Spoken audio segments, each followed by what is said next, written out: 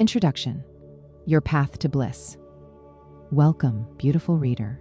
I'm Dr. Elena Voss, a sexologist, therapist, and a woman who's walked the winding path of sexual discovery, stumbles, triumphs, and all. This book is for you, whether you're sparking a new flame, reigniting a long-term connection, or simply curious about what makes you feel alive. My mission is to guide you toward a sex life that's vibrant, authentic, and deeply fulfilling, with practical wisdom and a touch of heart. Sex is more than a physical act. It's a tapestry of desire, connection, and self-expression. It's about the thrill of a racing heart, the comfort of a trusted embrace, and the courage to explore what sets your soul ablaze.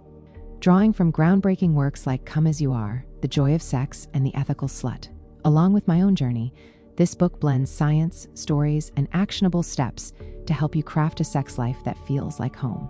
I've learned that bliss isn't about perfection. It's about embracing your unique desires, even the ones that surprise you.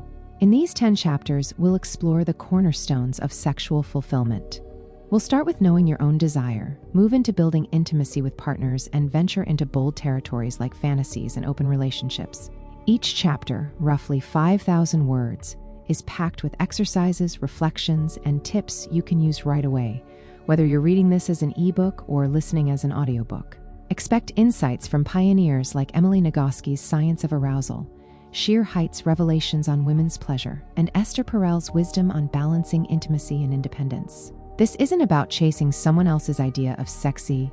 It's about discovering what makes you feel powerful, joyful, and connected. I'll share pieces of my own story, like the time I realized my desire wasn't about looking perfect, but feeling free, and invite you to uncover yours. Some of the knowledge here is widely shared, like the power of communication. Other parts, like the quiet strength of self-acceptance, feel like secrets we're finally ready to claim. As we begin, know this: you're not alone, and there's no right way to do this. Whether you're single, partnered, or exploring, this book is a safe space to be curious, to laugh, and to grow. Let's embark on this journey together, with open hearts and fearless spirits.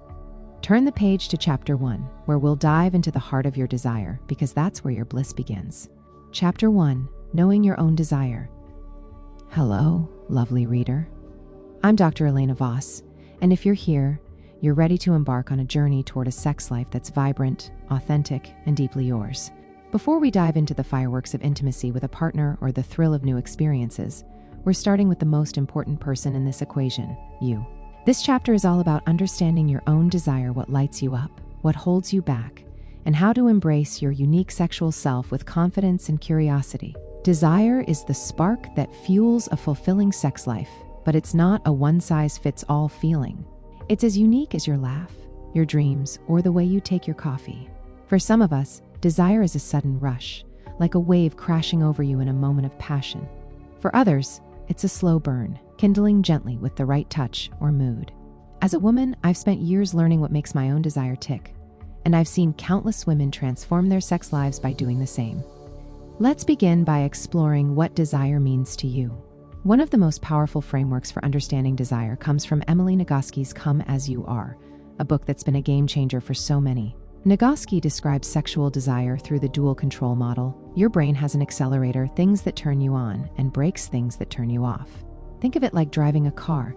You need to press the gas to move forward, but if the brakes are on, you're not going anywhere. Your accelerators might be a lover's whisper, a steamy fantasy, or even the feel of your own skin after a warm bath. Your brakes could be stress, body image worries, or even a cluttered bedroom that screams laundry day instead of sexy time. Let's try a simple exercise to get you started. Grab a journal, a piece of paper, or just let your thoughts simmer in your mind. Ask yourself, what makes me feel sexy? Don't overthink it, let the answers flow. Maybe it's slipping into a silky dress that hugs your curves, dancing to a sultry playlist, or imagining a scene straight out of a romance novel. Write down 3 things that spark your desire, no matter how small or specific. Now shift gears. What puts on the brakes? Is it exhaustion from a long day? A nagging worry about how you look? A partner who rushes things? Write those down too. There's no right or wrong here. This is about seeing yourself clearly, without judgment. I'll share a bit of my own story to make this real. In my 20s, I thought desire was supposed to look like the movies, spontaneous, effortless, always ready to go. I was in a relationship where I felt pressure to be on all the time, and when I wasn't, I wondered if something was wrong with me. After that relationship ended, I took a break and started exploring what I wanted, not what I thought I should want. I discovered that my desire wasn't about looking perfect or following a script, it was about feeling free. For me, that meant moments like dancing barefoot in my living room to jazz or skinny dipping under the stars on a rare vacation. Those moments made me feel alive, and they taught me that desire starts with knowing what sets your soul on fire. Your desire is dynamic. It evolves with time, experiences, and even your mood. That's not a flaw, it's a feature. Sheer Heights, the Height Report, showed us that women's sexual satisfaction often depends on self-awareness. Her research, based on thousands of women's stories, found that 70% of women need clitoral stimulation to reach orgasm, yet many feel shy about saying so. This tells us something crucial: knowing your body is power. If you're not sure what feels good, it's time to explore. Masturbation isn't just about pleasure, though that's a fantastic perk. It's about learning your body's language. What kind of touch do you like? Light or firm? Fast or slow? Where do you feel the most sensation? There's no rush. Think of it as a conversation with yourself, one where you're both the speaker and the listener.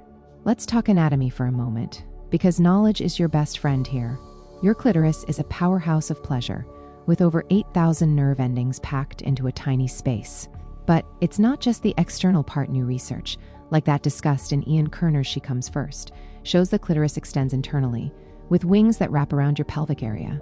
This means pleasure can come from many angles, not just one spot. Explore with your hands, a toy, or even a mirror to get familiar with your body. If you're new to this, start small, maybe in the shower, where you feel relaxed and private. Notice what feels good and what doesn't. This isn't about performing, it's about discovering. Now, let's bust a big myth: the idea that desire should always be spontaneous, like in a rom-com where a glance across a crowded room leads to instant passion. Nagoski's work shows that many women experience responsive desire arousal that builds in response to intimacy, not before it. So if you don't feel in the mood right away, you're not broken. You might need the right context to get there. For me, that context is often sensory: candles, a warm blanket, or a playlist that feels like a hug. What's your context?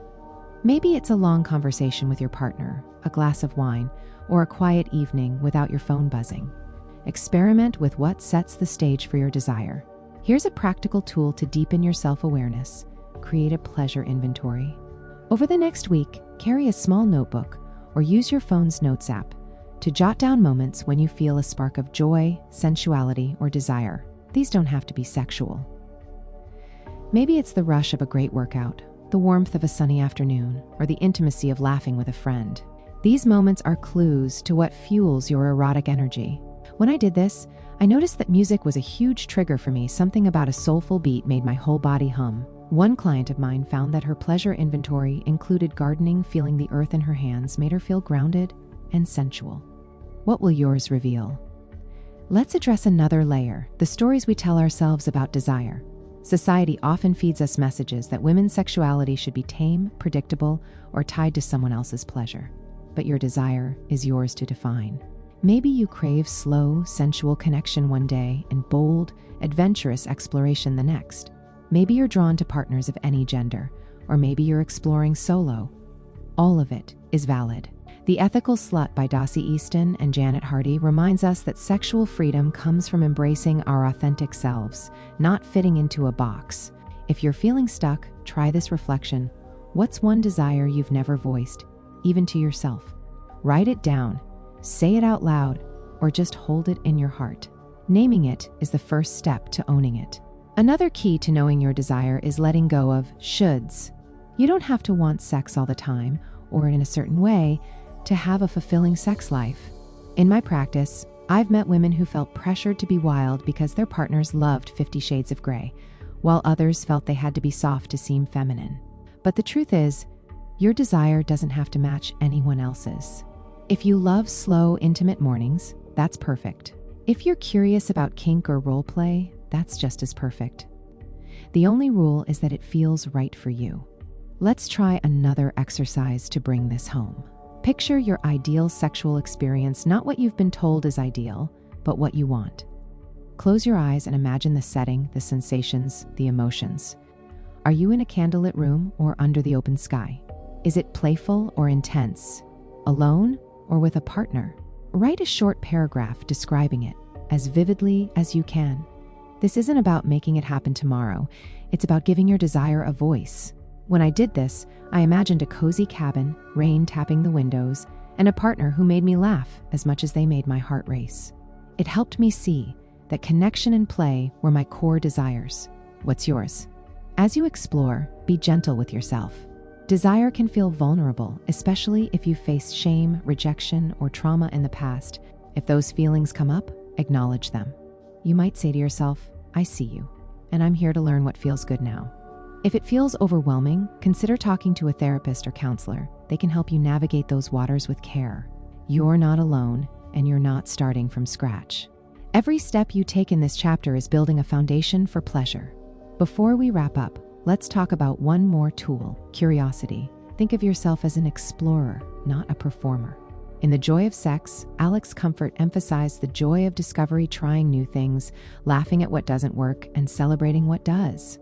Approach your desire with that same spirit. Maybe you'll discover you love morning sex but not late nights, or that a certain scent makes you feel irresistible. Every insight is a gift. This chapter is your invitation to fall in love with your own desire. It's not about being sexy by someone else's standards.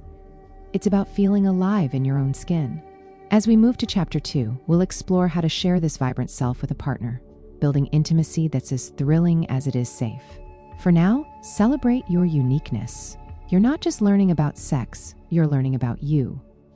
Here's a final exercise to carry with you. Each day this week, do one small thing that makes you feel sensual or alive. It could be wearing your favorite lingerie under your work clothes, taking a moment to savor a piece of chocolate, or simply breathing deeply and noticing your body. These moments are the seeds of a fulfilling sex life. Plant them, nurture them, and watch them grow. Chapter 2. Building intimacy with a partner. Now that you have begun to uncover your own desires in Chapter 1, it is time to bring someone else into the picture. Whether it is a new lover, a long-term partner, or someone you are just beginning to explore with, intimacy is where the magic of connection happens. It is the spark that turns desire into something shared, electric, and deeply fulfilling. But let us be real. Intimacy can also be messy, vulnerable, and sometimes downright challenging. As Esther Perel so brilliantly explores in Mating in Captivity, intimacy thrives on a delicate balance of closeness and distance, familiarity and mystery. This chapter is about finding that balance to create a sex life that feels alive for both of you. I am Dr. Elena Voss, and I have been through my share of stumbles in this dance of intimacy. In my early 30s, I was in a relationship where I thought my partner should just know what I wanted, as if he was supposed to be a mind reader. When he did not magically get it, I would feel frustrated, and he would feel lost. It was not until I learned to open up, to talk about what I craved, that our connection deepened. This chapter is about building that bridge between you and your partner, using communication, play, and trust to create a sex life that is as thrilling as it is safe. Let us start with the cornerstone of intimacy, communication. It sounds simple, but it is profound. Talking about sex can feel awkward at first, especially if you are not used to it. I remember the first time I tried to tell a partner what I liked. It felt like confessing a secret I was not sure was okay to share. But here is the truth. Your partner wants to know what makes you light up. They are not a mind reader, and that is okay. The key is to start small and keep it light. Try this over coffee or a quiet walk. Ask your partner, what is something you have always wanted to try in bed? Then share something from your pleasure inventory from Chapter 1. Maybe it is a fantasy, a touch, or even a mood you love. Keep it curious, not pressured. This is not about a performance review. It is about inviting each other into your worlds. One tool I love for opening this conversation is the yes, no, maybe list. Inspired by The Ethical Slut by Dossie Easton and Janet Hardy, this exercise is a fun, low-stakes way to explore what you and your partner are curious about. Sit down together with a piece of paper or a shared document and make 3 columns: yes for things you are excited to try, no for things you are not into, and maybe for things you are curious about but not sure. Be specific. It could include physical acts like trying a new position, emotional vibes like feeling adored or adventurous, or even settings like a hotel room or a forest cabin. Be honest, but kind. No one is judging. When I did this with a partner, I was surprised to learn he loved the idea of playful teasing, like flirty texts during the day. I had never thought of that as sexy, but trying it opened a whole new dimension to our connection. Your list might reveal surprises too. Here is how to make it practical. Set aside an hour when you are both relaxed. No phones, no rush. Start with something easy, like I love when we take our time kissing, or I am curious about trying a blindfold. Write your lists separately, then share them. Laugh if it feels silly. That is part of the fun. The goal is not to agree on everything, but to understand each other's desires. If you are in a same-sex or non-binary partnership, this exercise works just as well. Focus on what feels authentic to your dynamic. If you are exploring non-monogamy, you can even do this with multiple partners to clarify boundaries and desires.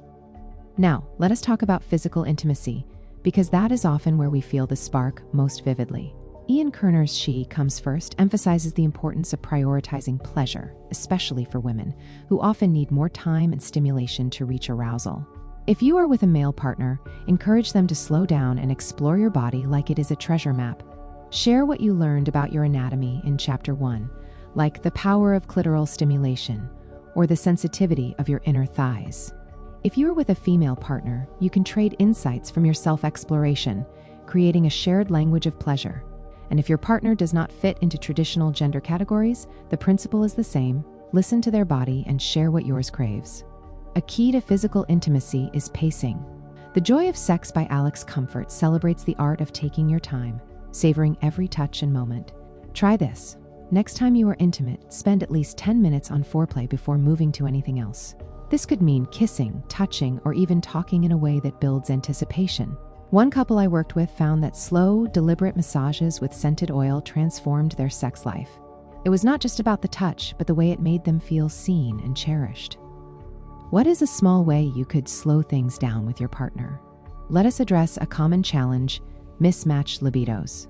It is normal for one partner to want sex more often than the other, but it can feel like a disconnect. Esther Perel's work in Mating in Captivity reminds us that desire ebbs and flows, and that is not a failure. It is human. If you are the one with lower desire, try non-sexual intimacy first to ease into it. This could be cuddling, holding hands, or sharing a warm bath. These acts can awaken responsive desire, where arousal builds from connection rather than starting with a spark. If you are the higher desire partner, focus on creating a safe, pressure-free space. Let your partner know you are open to intimacy without expecting it. I once worked with a couple where the lower desire partner felt broken because she rarely initiated. We discovered her breaks were stress and a lack of emotional connection before sex. They created a ritual of evening walks to talk and decompress, and it worked wonders. What is a ritual you could try to bridge the gap? Play is another secret to intimacy, and I do not just mean in the bedroom. The Joy of Sex is full of ideas for bringing playfulness into your sex life. Think role play, new positions, or even a playful blindfold. But play starts outside the physical. Share a fantasy, even if it feels silly. Tell your partner about a dream you had or a scene that excites you. Laughter is one of the sexiest sounds. It breaks down walls and builds trust. I remember a partner who suggested we pretend to be strangers meeting at a bar. It felt ridiculous at first, but giggling through our first date led to some of the most connected sex we had ever had. What is a playful idea you could try? Maybe it is leaving a flirty note or dancing together in the kitchen. Trust is the bedrock of intimacy, and it is worth talking about. To be truly intimate, you need to feel safe, not just physically, but emotionally. That means being able to say, "I am not sure about this," or "This is what I need." If you are holding back because of fear, whether it is about judgment, rejection, or past hurt, bring it up in a quiet moment, not mid-passion. Try saying, "I want to feel closer to you, but sometimes I worry about this." It is vulnerable, but it is powerful. I had a client who was afraid to tell her partner she did not enjoy a certain position because she did not want to hurt his feelings. When she finally shared, he was grateful. She had given him a chance to make her feel good. Trust grows when you are both honest. If you are in a non-traditional relationship, like same-sex, non-monogamous, or queer dynamics, these principles still apply, but you might face unique challenges. For example, societal stigma can add pressure, or you might need to navigate multiple partners' needs. The ethical slut offers great wisdom here. Clarity and consent are key. Be upfront about what you want and what your boundaries are. If you are exploring non-monogamy, regular check-ins with all partners can keep everyone on the same page. I have seen couples thrive by scheduling monthly State of the Union talks to discuss what is working and what is not. Could you try something similar? Let us talk about one more tool: creating rituals of connection. These do not have to be grand gestures. Maybe it is a morning coffee where you share one thing you love about each other, or a nightly routine of 5 minutes of eye contact and touch. One couple I know started a habit of texting each other one word a day that described how they wanted to feel together. Words like playful, close, or wild. It became a sweet, sexy way to stay connected. What is a small ritual you could create with your partner? Intimacy also means navigating differences. You and your partner might have different turn-ons, schedules, or even definitions of sexy. That is okay. The goal is not to merge into one person, but to celebrate your unique desires while finding common ground. Sex at Dawn by Christopher Ryan and Casilda Jatha suggests that humans are wired for variety, so embrace the differences as a chance to learn. Maybe your partner loves morning sex while you are a night owl. Could you compromise with a lazy afternoon? Maybe they are into kink while you prefer slow sensuality. Could you explore a middle ground, like a gentle blindfold or a teasing touch? Here is a practical exercise to try this week. Plan a connection date with your partner. It does not have to be sexual, but it should be intentional. Maybe you cook a meal together, take a walk, or try a new activity like dancing or painting. The goal is to create a moment where you are fully present with each other. Notice how it feels to be close without an agenda. When I did this with a partner, we spent an evening stargazing, sharing stories about our childhood dreams. It was not about sex, but it deepened our bond in a way that carried into the bedroom. What will your connection date look like? Before we move on, let us address a common fear. What if intimacy feels like work? If you are in a long-term relationship, it is normal for the initial spark to shift into something deeper, but less automatic. That does not mean the passion is gone. It means it is time to nurture it. Perel talks about the paradox of love and desire. We crave security, but desire often thrives on novelty. So shake things up. Try a new location, even the living room instead of the bedroom, a different time of day, or a playful challenge, like kissing for 5 minutes without stopping. These small shifts can reignite the spark. This chapter is your invitation to see your partner as a CO explorer, not a mind reader. You are building a shared adventure, one where both of you get to shine. By communicating openly, playing with curiosity, and fostering trust, you are creating a foundation for intimacy that is as exciting as it is grounding. As we move to Chapter 3, we will tackle the obstacles that can get in the way of pleasure, from stress to past hurts, and how to navigate them with grace. For now, take a moment to appreciate the connection you are building. Here is a final exercise to carry with you. This week, share one small desire with your partner. It could be as simple as "I love when you hold my hand," or as bold as "I am curious about trying this." Notice how it feels to be heard and celebrate the courage it takes to open up. You are not just building intimacy, you are awakening your bliss together. Chapter 3: Overcoming Obstacles to Pleasure. You have started to uncover your desires in Chapter 1 and explored how to share them with a partner in Chapter 2. But even with self-awareness and a willing partner, obstacles can stand in the way of a fulfilling sex life.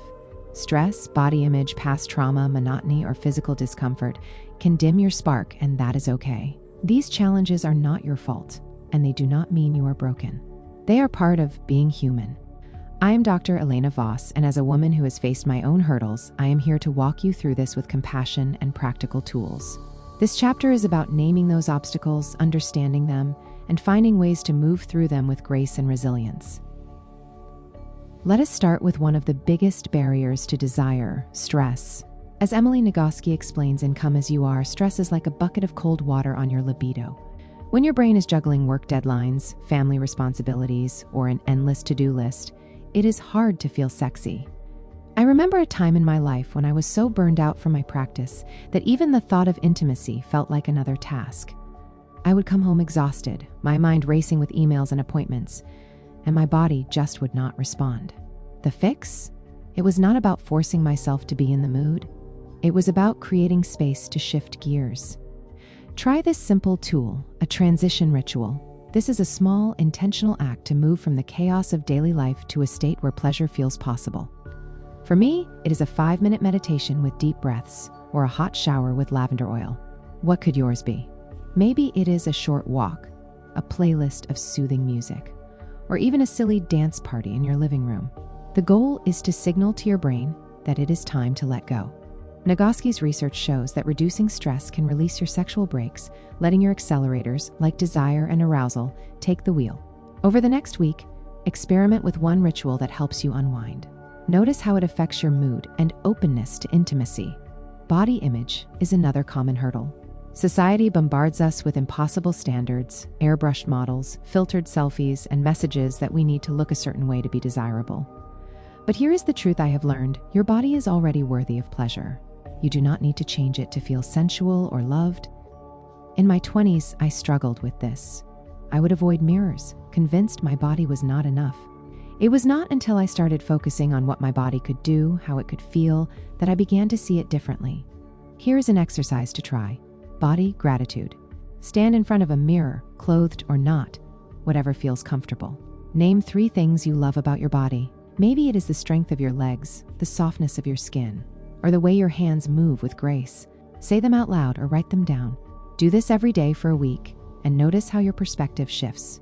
Sheer heights. The height report found that women who feel positive about their bodies report higher sexual satisfaction. You deserve that confidence. If this feels hard, start small. Maybe it is just appreciating your smile or the way your body carries you through the day. Past trauma or negative experiences can also cast a shadow over your sex life. Whether it is shame from early messages about sex, a painful breakup, or something more serious like assault, these wounds can linger.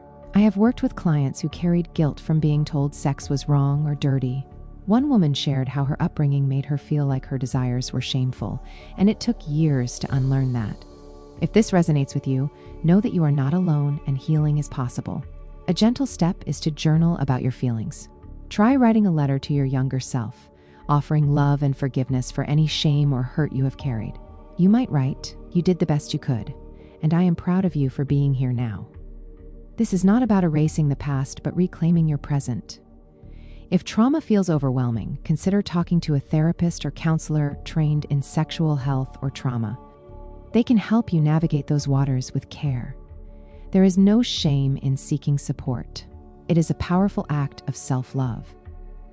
Another obstacle is monotony, especially in long-term relationships. Esther Perel's Mating in Captivity highlights how familiarity can dull desire. When you know every inch of your partner's habits, from their morning coffee routine to their favorite pajamas, the spark can fade. But that does not mean the passion is gone. It means it is time to shake things up. Novelty is the antidote to monotony. Try something new, even if it is small. Maybe it is having sex in the living room instead of the bedroom, trying a new time of day, or introducing a playful prop like a feather or a scarf. One couple I know rekindled their spark by cooking dinner together naked. It was not fancy, just fun, and it reminded them how much they enjoyed each other's company. What is a small change you could try? It does not have to be wild. Even changing the lighting or playing a new playlist can shift the energy. Perel's work suggests that desire thrives on a sense of adventure, so think of your relationship as a playground. What is one new thing you could explore together this week? Physical challenges, like pain during sex or low libido, are also common and can feel discouraging.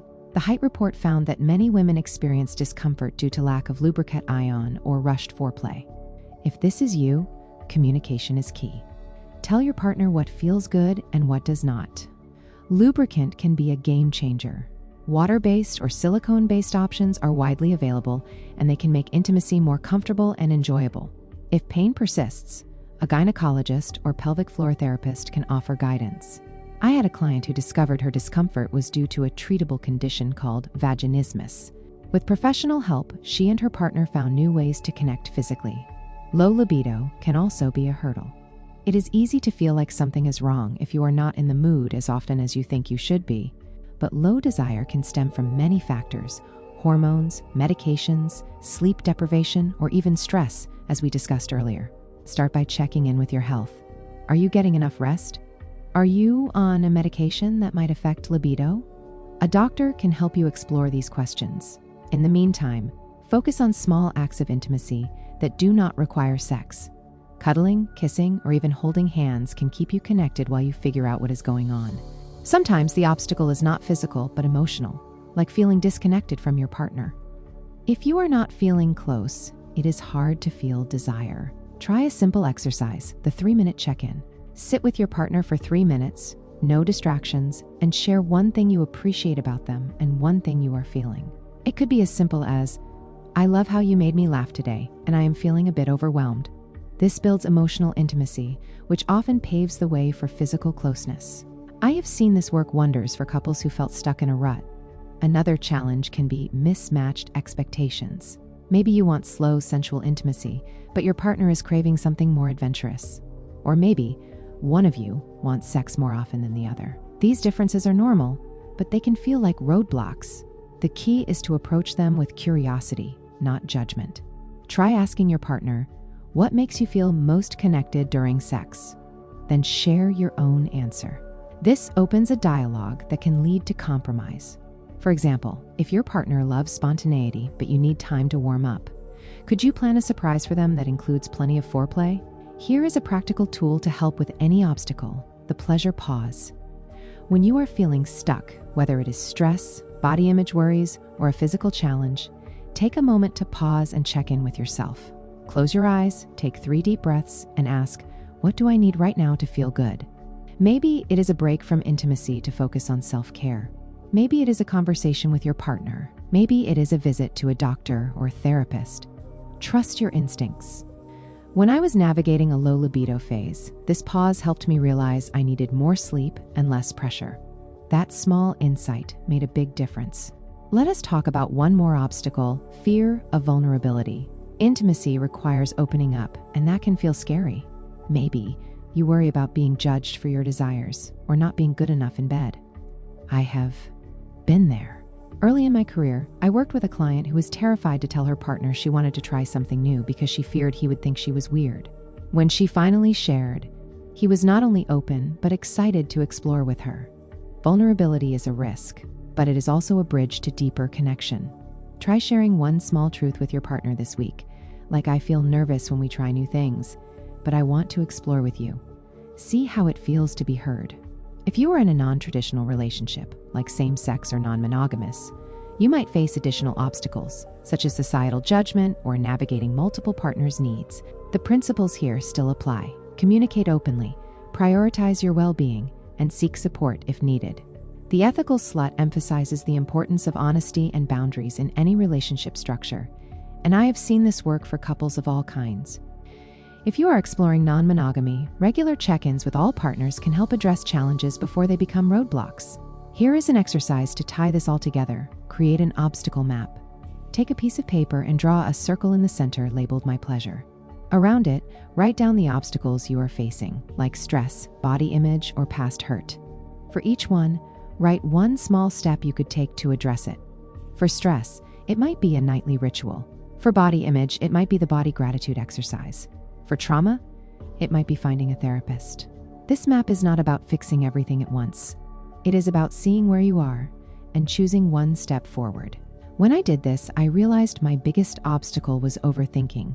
My step was to practice mindfulness for 5 minutes a day, and it helped me stay present in my body. What will your map reveal? Overcoming obstacles is not about forcing yourself to be sexy or perfect. It is about creating space for pleasure to flourish. Be patient with yourself. You are not broken. You are human. As we move to Chapter 4, we will explore how to deepen your erotic creativity, tapping into fantasies and new experiences to keep your sex life vibrant.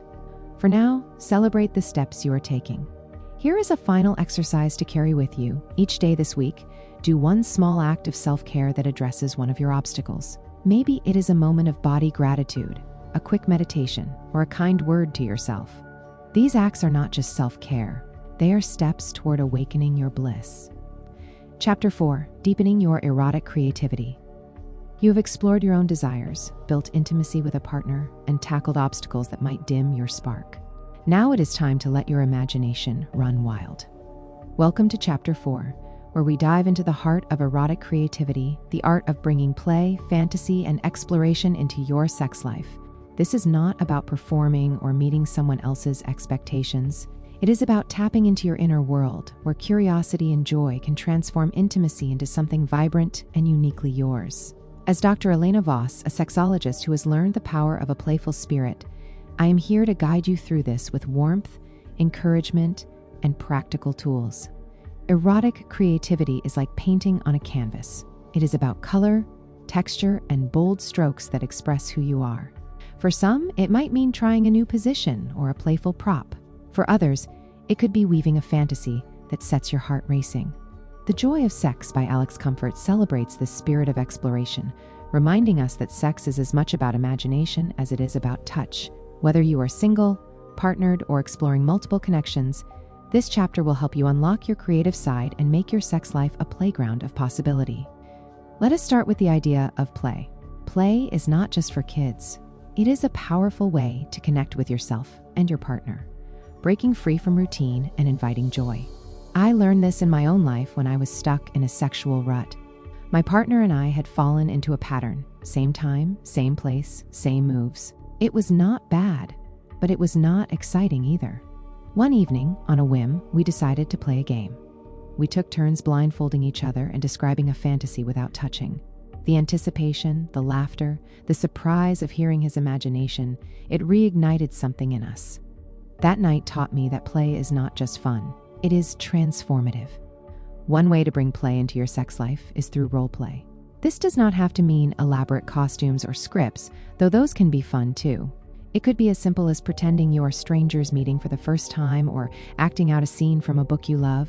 The key is to let go of self-consciousness and embrace the moment. Try this exercise. Sit with your partner or by yourself if you are exploring solo, and brainstorm 3 playful scenarios you are curious about. Maybe it is a flirty bar encounter, a historical romance, or a sci-fi adventure. Write down 1 sentence for each scenario, like I am a mysterious traveler, and you are the innkeeper who offers me shelter. Share it with your partner or keep it for your own fantasies. The goal is to spark your imagination. If roleplay feels too bold, start with smaller playful acts. The Joy of Sex suggests simple ideas like using a feather, ice cube, or silk scarf to explore new sensations. You could also try a game of sensory discovery. Take turns touching each other with different textures, a soft brush, a piece of velvet, or even your breath, and describe how it feels. When I tried this with a partner, we ended up laughing so hard we forgot to be nervous, and that openness led to some of our most connected moments. What is a playful touch you could try this week? Fantasies are another doorway to erotic creativity. Fantasies are not about what you necessarily want to do in real life. They are about letting your mind explore without limits. Emily Nagoski in Come As You Are reminds us that fantasies are a safe space to play with desire, even if they stay in your head. Maybe you imagine a steamy encounter with a stranger, a romantic getaway, or something more adventurous. There is no shame in what turns you on in your mind. The key is giving yourself permission to explore. Here is a fantasy exercise to try. Find a quiet moment, maybe before bed or during a bath, and let your mind wander. Picture a scenario that excites you. Where are you? Who is there? What are you feeling? Write it down in a journal as vividly as you can without judging yourself. If you are comfortable, share a piece of it with your partner, even if it is just the setting or the mood. For example, you might say, I imagine us on a beach at sunset with no one else around. When I did this, I was nervous at first, but sharing a simple fantasy about a candlelit dinner in a forest cabin opened a whole new conversation with my partner. It was not about making it happen. It was about letting him see my inner world. What is a fantasy you could explore, even just in your mind? If you are sharing fantasies with a partner, communication is key. The Ethical Slut by Dossie Easton and Janet Hardy emphasizes the importance of consent and clarity, especially when exploring new ideas. Before sharing a fantasy, check in with your partner. You might say, I would love to share something I have been imagining. Is that okay? If they are open, share a small piece and invite them to do the same. If a fantasy involves something you are not sure about, like kink or group scenarios, talk about boundaries first. What feels exciting? What feels off limits? This builds trust and makes exploration safe. Let us talk about kink for a moment. since it is a common fantasy for many. Kink does not have to mean anything extreme.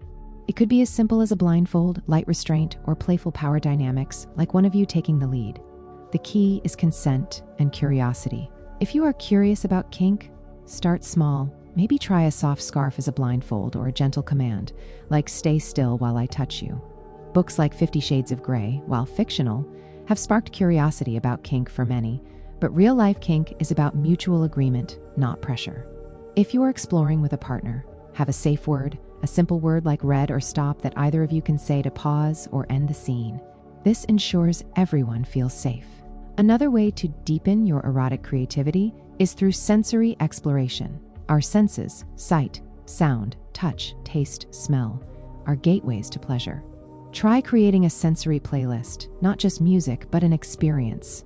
Light candles with a scent you love, play music that feels sensual, or taste something decadent like chocolate or fruit during intimacy. One client of mine found that playing classical music during sex made her feel like she was in a movie, and it transformed her experience. What sensory elements could you bring into your sex life? Maybe it is the smell of jasmine, the texture of silk sheets, or the taste of a shared dessert. Let us address a common hurdle: fear of judgment. Exploring fantasies or trying new things can feel vulnerable. What if your partner thinks your ideas are weird? What if you feel silly? I have been there. When I first tried roleplay, I was convinced I would look ridiculous. But my partner's laughter and enthusiasm made it fun, not embarrassing. If you are worried about judgment, start by sharing something small. You might say, "I have been thinking about trying something new, like kissing in a different way. Can we talk about it?" This opens the door without diving in too deep. If you are exploring solo, give yourself permission to try new things without an audience. Maybe it is reading erotica or experimenting with a toy. The only rule is that it feels good to you. Another obstacle to erotic creativity is routine. Esther Perel in Mating in Captivity notes that familiarity can dampen desire, but novelty can reignite it. If you and your partner have fallen into a predictable pattern, try shaking things up. Change the setting, like moving to a different room or booking a night away. Change the time, like morning instead of night. Or try a new approach, like focusing only on touch for one session. One couple I worked with found that banning intercourse for a week and focusing only on kissing and touching brought back the excitement they thought they had lost. What is one small change you could make to break your routine? If you are single or exploring solo, erotic creativity is just as powerful. You can play with fantasies, try new self-touch techniques, or experiment with erotica or audio stories. The Guide to Getting It On by Paul Joannides is a great resource for solo exploration, with tips on everything from toys to self-discovery. Try setting the scene for yourself. Light candles, put on music, and treat your solo time like a date with yourself. I have found that treating my solo moments with the same care as partnered intimacy makes me feel empowered and connected to my own desire. For those in non-monogamous or queer relationships, erotic creativity can be a way to celebrate your unique dynamic. The Ethical Slut offers wisdom on exploring desires with multiple partners, emphasizing communication and consent. If you are navigating non-monogamy, consider how creativity can enhance your connections.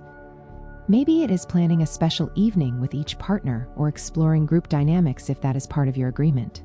The key is to keep everyone's boundaries and desires in mind. I have worked with polyamorous clients who found that creative date nights, like themed dinners or shared art projects, strengthen their bonds. What is a creative way you could connect with your partner or partners? Here is a practical exercise to spark your creativity: the pleasure jar. Get a small jar or container and some slips of paper. Each day for a week, write down one idea that excites you: a new position, a fantasy, a sensory experience, or even a playful act like leaving a flirty note. If you have a partner, invite them to add their own ideas. At the end of the week, pick one slip together or solo and try it out. The goal is not to do everything, but to keep your imagination active. When I tried this, my partner and I picked a slip that said, "Dance together in the dark," and it led to a night of laughter and connection we had not expected. What will your pleasure jar hold? Another tool is to explore erotica or sensual media. Reading books like 50 Shades of Grey or more literary erotica can inspire new ideas. If reading is not your thing, try audio erotica or sensual podcasts, which can be a great way to spark your imagination, especially for audiobook listeners. The key is to find what resonates with you, whether it is romantic, adventurous, or something else entirely. If you are sharing with a partner, discuss what you found exciting and why. This can open new conversations about your desires. Let us talk about one more aspect of erotic creativity: embracing imperfection. Your experiments might not always go as planned. You might try a role play and burst out laughing, or a new position might feel awkward. That is okay. The joy of sex reminds us that sex is about joy, not perfection. When something does not work, laugh, try again, or move on. I once tried a fantasy scenario that felt so silly we ended up in a giggling heap on the floor.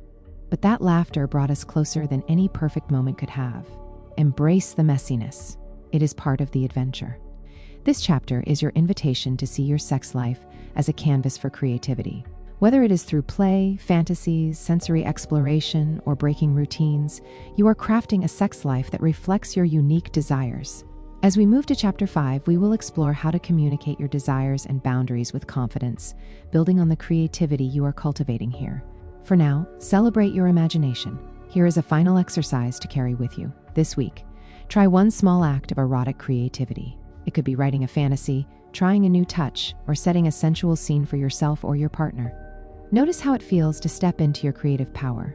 You are not just exploring sex, you are awakening your bliss. Chapter 5. Communicating desires and boundaries with confidence. You have uncovered your desires, built intimacy with a partner, navigated obstacles, and tapped into your erotic creativity. Now it is time to bring all of that together through the power of communication. Talking about what you want and need in your sex life is not always easy, but it is the key to creating intimacy that feels safe, exciting, and true to you. As Dr. Elena Voss, a sexologist who has learned the hard way that silence can dim connection, I am here to guide you through this with warmth, practical tools, and a lot of encouragement. This chapter is about finding your voice, sharing your desires, and setting boundaries with confidence. Whether you are with a partner, exploring solo, or navigating multiple relationships, communication is the bridge between your inner world and the world you share with others. It is how you turn your desires into reality and ensure your needs are respected. The Ethical Slut by Dossie Easton and Janet Hardy emphasizes that honest communication is the foundation of any fulfilling relationship, whether monogamous or non-monogamous. But let us be honest, talking about sex can feel vulnerable. I remember the first time I tried to tell a partner I wanted to slow things down in bed. My heart was pounding, and I was sure he would think I was being picky. But when I finally said, "I love when we take our time," he smiled and said he had been wanting the same thing. That moment taught me that speaking up does not just clarify, it connects. Let us start with why communication matters. When you share your desires, you invite your partner into your world. When you set boundaries, you create a space where you feel safe to explore. Emily Nagoski in Come As You Are talks about how communication helps release the brakes on desire, like fear of judgment or misunderstanding. By talking openly, you and your partner can align your accelerators, those things that spark arousal and minimize the brakes that hold you back.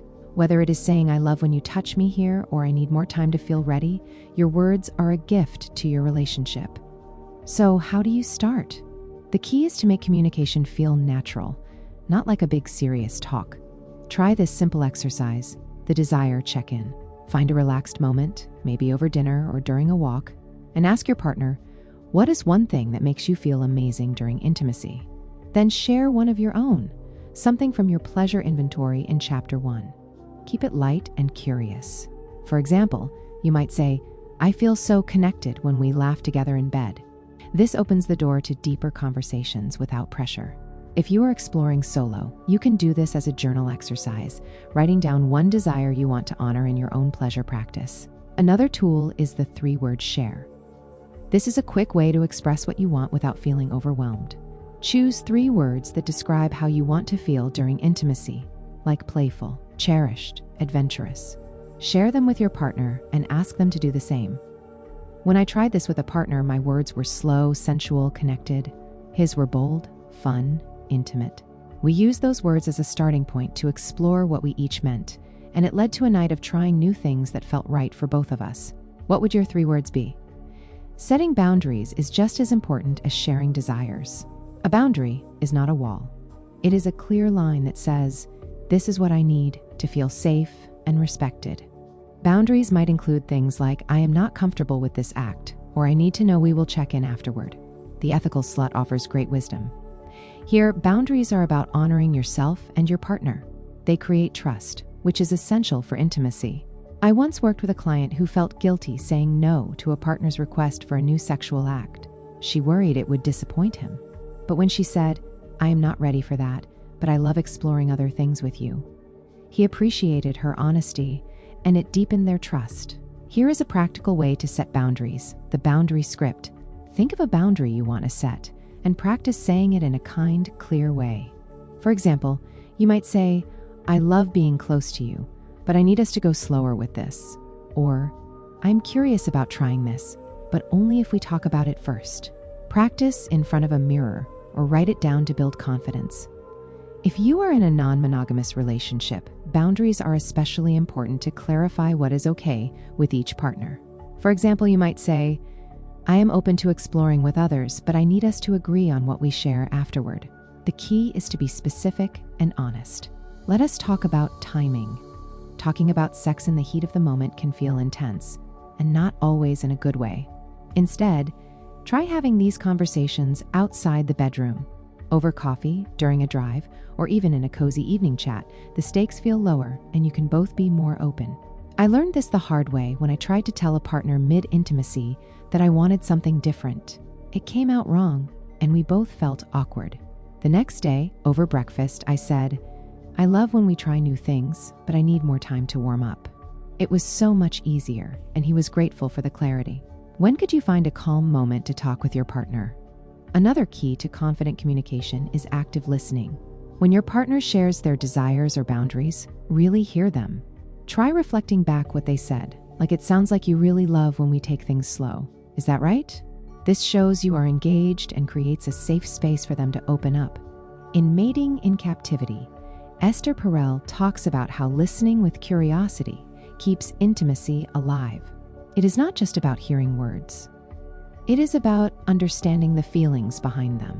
When I started practicing this with a partner, I noticed how much more connected we felt, even when we were not agreeing on everything. What if talking about sex feels too vulnerable? That is normal. Many of us grow up with messages that sex is private or shameful, which can make opening up feel scary. Sheer Heights, the Height Report, showed that many women struggle to voice their needs, yet those who do report higher satisfaction. If you are nervous, start small. Share something simple, like I love when you kiss my neck, or practice with a friend or therapist first to build confidence. I once had a client who was terrified to tell her partner she needed more foreplay. We role-played the conversation in session, and by the time she talked to him, she felt ready. What is one small thing you could share to start building your confidence? If you are exploring solo, communication is still key. It is about being honest with yourself. Try writing a letter to yourself about what you want from your sex life. For example, dear self, I want to feel free to explore my fantasies without judgment. This can help you clarify your desires and boundaries, even without a partner.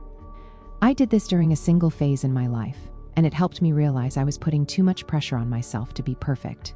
Letting go of that expectation opened up so much joy in my solo exploration. For those in non-monogamous or queer relationships, communication takes on extra layers. The Ethical Slut emphasizes that open relationships thrive on transparency. If you are navigating multiple partners, regular check-ins are essential. Try a weekly or monthly meeting where everyone shares their feelings, desires, and boundaries. One polyamorous client I worked with found that scheduling these talks, which they called heart-to-hearts, kept everyone feeling valued and heard. If you are in a same-sex or queer dynamic, societal pressures might make communication feel riskier. Create a space where you and your partner or partners can be honest without fear. What is one way you could make communication a regular part of your relationships? Let us address a common challenge, fear of rejection. What if you share a desire and your partner is not into it?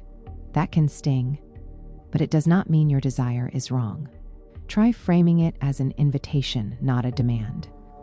For example, instead of "I want to try this," say, "I am curious about this. What do you think?" This invites collaboration. If your partner says no, ask, "Is there something else you would love to explore together?" This keeps the conversation open. I once shared a fantasy with a partner who was not interested, and it felt like a small rejection. But when we talked more, we found a different idea we both loved, and it brought us closer. Another hurdle is navigating differences in communication styles. Maybe you are direct, but your partner is shy. Or maybe they want to talk everything out, but you prefer action. Meet each other halfway. If your partner is shy, try writing notes or texts to start the conversation. If they are talkative, set a time limit for the discussion to keep it focused. One couple I worked with had opposite styles. She wanted to plan everything, while he was spontaneous. They found a middle ground by writing down one desire each week and trying it out without a long discussion. What is one way you could adapt to your partner's style? Here is a practical exercise to build your communication skills: the desire and boundary map. Take a piece of paper and draw 2 columns. In one, write 3 desires you want to share, like I want to try a new position, or I love when we talk during intimacy. In the other, write 3 boundaries, like I need us to check in after trying something new, or I am not comfortable with this act. If you have a partner, share your map and invite them to make their own. If you are solo, use this to clarify what you want from your own pleasure practice. This map is not about locking things in stone. It is about starting a conversation. When I did this, I realized I had been avoiding talking about a boundary because I did not want to seem difficult. Sharing it lifted a weight I had not even noticed. Another tool is the appreciation sandwich. When sharing a desire or boundary, sandwich it between 2 positive statements. For example, I love how close we feel when we cuddle. I would love to try more foreplay to feel even closer. You always make me feel so safe. This softens the conversation and keeps it collaborative. I used this with a partner when I wanted to change our routine, and it made the talk feel like a team effort, not a critique. Try it this week and see how it feels. Let us talk about one more aspect: ongoing communication. Talking about sex is not a one-time thing. It is a practice. Set aside regular moments to check in, maybe once a month or after a new experience. Ask, what is working for us? What could be even better? This keeps your sex life dynamic and responsive to your evolving needs. In my practice, I have seen couples transform their relationships by making these check-ins a ritual, like a monthly date night dedicated to talking and connecting. This chapter is your invitation to find your voice and use it with confidence. Communicating your desires and boundaries is not just about getting what you want. It is about building a sex life where you feel seen, heard, and valued. As we move to Chapter 6, we will explore how to navigate fantasies and expand your horizons, building on the confidence you are cultivating here. For now, celebrate your courage to speak up. Here is a final exercise to carry with you. This week, share one desire or boundary with someone you trust, whether it is a partner, a friend, or even yourself in a journal. It could be as simple as, I want to feel more playful, or I need time to warm up. Notice how it feels to own your voice. You are not just communicating, you are awakening your bliss. Chapter 6, Navigating Fantasies and Expanding Your Horizons. You have explored your desires, built intimacy with a partner, overcome obstacles, tapped into your erotic creativity, and learned to communicate with confidence. Now it is time to let your imagination soar. Welcome to Chapter 6, where we dive into the world of fantasies and explore how to expand your sexual horizons. Fantasies are not just daydreams. They are a playground for your desires, a space where you can explore what excites you without limits. As Dr. Elena Voss, a sexologist who has learned the power of embracing my own fantasies, I am here to guide you through this with warmth, curiosity, and practical tools. This chapter is about navigating your fantasies safely and boldly, whether you are exploring solo, with a partner, or in a non-traditional relationship. Fantasies are a natural part of human sexuality. They are your mind's way of playing with possibilities, from romantic getaways to adventurous scenarios. Emily Nagoski, in Come As You Are, reminds us that fantasies are not always about what you want to do in real life. They are about what sparks your arousal, and they are yours to explore without shame. Whether you imagine a steamy encounter with a stranger, a power dynamic, or a sensual moment alone, your fantasies are a window into your desires. The Joy of Sex by Alex Comfort celebrates this imaginative freedom, encouraging us to see fantasies as a source of joy and connection. Let us start with understanding your fantasies. Everyone has them, even if they are tucked away in the back of your mind. I remember the first time I acknowledged a fantasy that felt bold for me. It was a simple scenario, imagining myself as a confident seductress in a candlelit room. At first, I worried it was silly or too out of character, but when I let myself explore it, first in my mind and later by sharing a piece of it with a partner, it opened a new layer of my sexuality. It was not about becoming someone else. It was about embracing a part of myself I had not fully claimed. Here is a simple exercise to get started: the fantasy journal. Find a quiet moment, maybe with a cup of tea or in a cozy corner, and let your mind wander. Picture a scenario that excites you. Where are you? Who is there? What are you feeling? Write it down in as much detail as you can, without judging yourself. It could be a romantic scene, like making love under the stars, or something more adventurous, like a playful power exchange. If you are not sure where to start, think about a movie, book, or song that sparks your imagination. For example, 50 Shades of Grey inspired many to explore fantasies of dominance and submission, even if just in their minds. What is one fantasy you could write about this week? If you are comfortable, consider sharing a piece of your fantasy with a partner. This can feel vulnerable, so use the communication tools from Chapter 5. Try saying, "I had a fun idea I have been thinking about. Can I share it with you?" Start with something small, like the setting or the mood.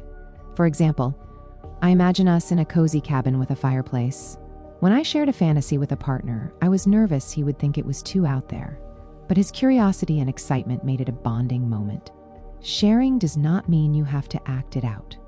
It is about letting your partner see your inner world. Safety is crucial when exploring fantasies, especially if you want to bring them into reality. The Ethical Slut by Dossie Easton and Janet Hardy emphasizes consent and clear boundaries, particularly for fantasies involving kink, roleplay, or multiple partners. Before trying anything new, have a conversation with your partner or partners. Ask, what parts of this feel exciting to you? What feels off limits?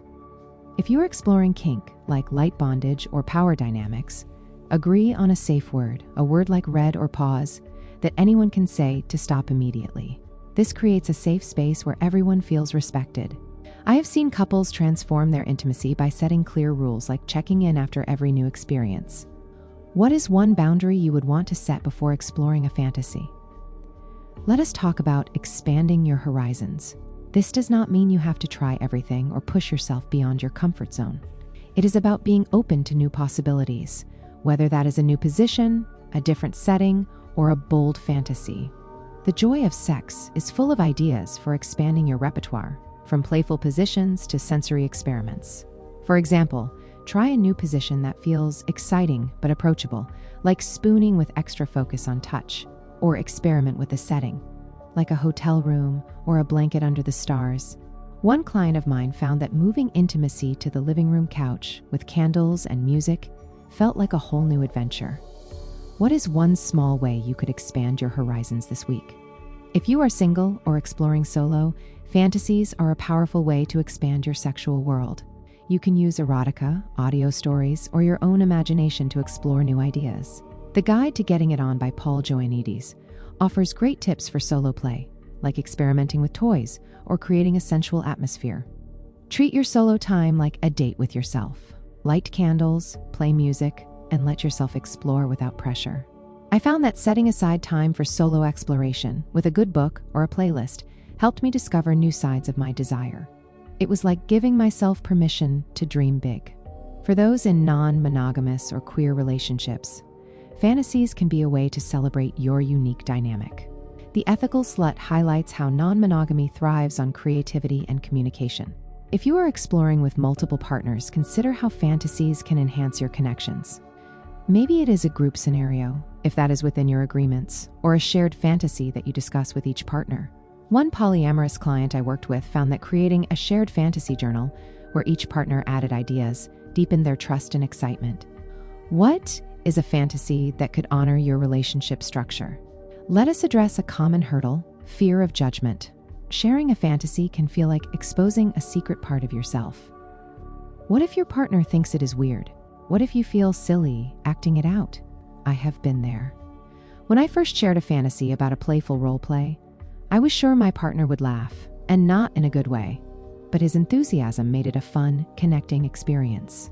If you are worried, start small. Share a mood or a setting, like I imagine something slow and romantic. If you are exploring solo, give yourself permission to enjoy your fantasies without an audience. The only rule is that it feels good to you. Another challenge is when fantasies do not align. Maybe you dream of a romantic scenario, but your partner is into something more adventurous. That is okay. You do not have to share every fantasy. Try finding common ground. For example, if you love romance and they love kink, could you combine a romantic setting with a playful power dynamic? Esther Perel, in Mating in Captivity, suggests that differences in desire can spark creativity if you approach them with curiosity. I worked with a couple where one partner loved slow intimacy and the other wanted to explore dominance. They found a middle ground by creating a romantic scene with gentle commands, and it worked for both. What is one way you could blend your fantasies with your partner's? Here is a practical exercise to explore your fantasies. The fantasy map. Take a piece of paper and draw a circle labeled My Fantasies. Around it, write 3 fantasies you are curious about, big or small. For each, note one step you could take to explore it, like writing it down, sharing it with a partner, or trying a small part of it solo. For example, if your fantasy is a beach encounter, your step might be lighting a candle that smells like the ocean, or reading a story with a similar theme. If you have a partner, invite them to make their own map and share one idea each. This map is not about doing everything. It is about sparking your imagination. When I did this, I realized one of my fantasies was about feeling powerful, and it led me to try small acts of confidence in bed. What will your map reveal? Another tool is to use inspiration from media. Erotica, sensual films, or even music can spark new ideas. 50 Shades of Grey, while fictional, open the door for many to explore fantasies of power and surrender. If you are curious, try reading a short erotic story or listening to an audio narrative. Discuss with your partner what you found exciting and why. This can be a low-pressure way to share fantasies.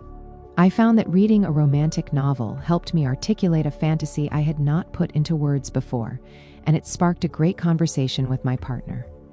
Let us talk about one more aspect: keeping fantasies fun and safe. Exploring fantasies, especially bold ones, requires trust and clear communication. Before trying something new, check in with yourself and your partner. Ask, what do we need to feel safe? This might mean setting boundaries, like we will try this once and talk afterward, or agreeing on a safe word. If you are exploring solo, set boundaries with yourself, like I will try this in a private space where I feel comfortable. The key is to keep exploration joyful, not pressured. This chapter is your invitation to see fantasies as a playground for your desires. Whether you keep them in your mind, share them with a partner, or bring them to life, they are a way to expand your sexual horizons and connect with your deepest self. As we move to Chapter 7, we will explore how to navigate non-monogamy and alternative relationship structures, building on the openness you are cultivating here. For now, celebrate your imagination and the courage it takes to explore. Here is a final exercise to carry with you. This week, explore one fantasy, either in your mind, through writing, or by sharing a small piece with a partner. It could be as simple as imagining a new setting or trying a playful act. Notice how it feels to give your fantasies space. You are not just dreaming, you are awakening your bliss. Chapter 7, Navigating Non-Monogamy and Alternative Relationships.